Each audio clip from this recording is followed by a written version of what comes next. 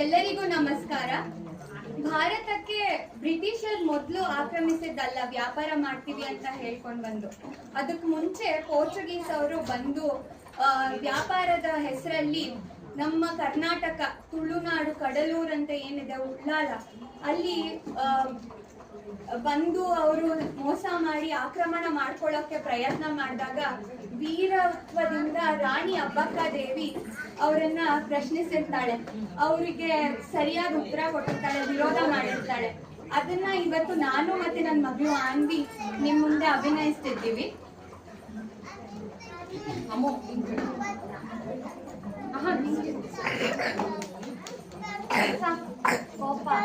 ರಾಣಿ, ನೀವು ನಮಗೆ ತೆರಿಗೆ ನೀಡಲು ನಿರಾಕರಿಸಿದರೆ ನಿಮ್ಮ ಉಳ್ಳಾಲಕ್ಕೆ ಉಳಿಗಾಲವಿಲ್ಲ.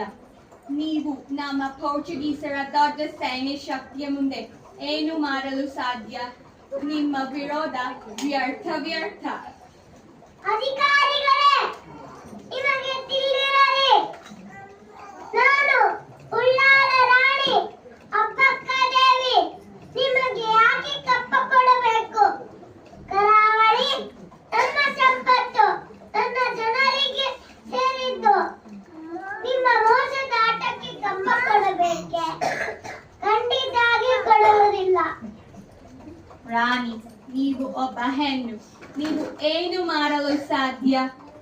ಗೋವಾವನ್ನು ಹೇಗೆ ಪಡೆದೆವೋ ನಿಮ್ಮ ಉಳ್ಳಾಲವನ್ನು ಹಾಗೆ ಪಡೆಯುತ್ತೇವೆ. ಹೌದು, ನಾನು ಹೆಣ್ಣಿನ ಶಕ್ತಿ ಬಗ್ಗೆ ನಿಮಗೆ ತಿಳಿಯದು.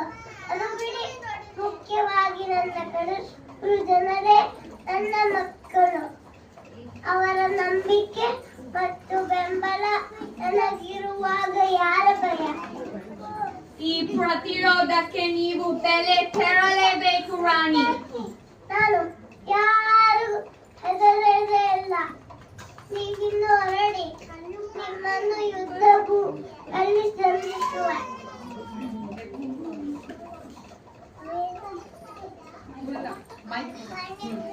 ಉಳ್ಳಾಲದ ನನ್ನ ಮಕ್ಕಳೇ, ಹೆದರದಿರಿ, ನಮಗೆ ದೇವರ ಕೃಪೆ ಇದೆ.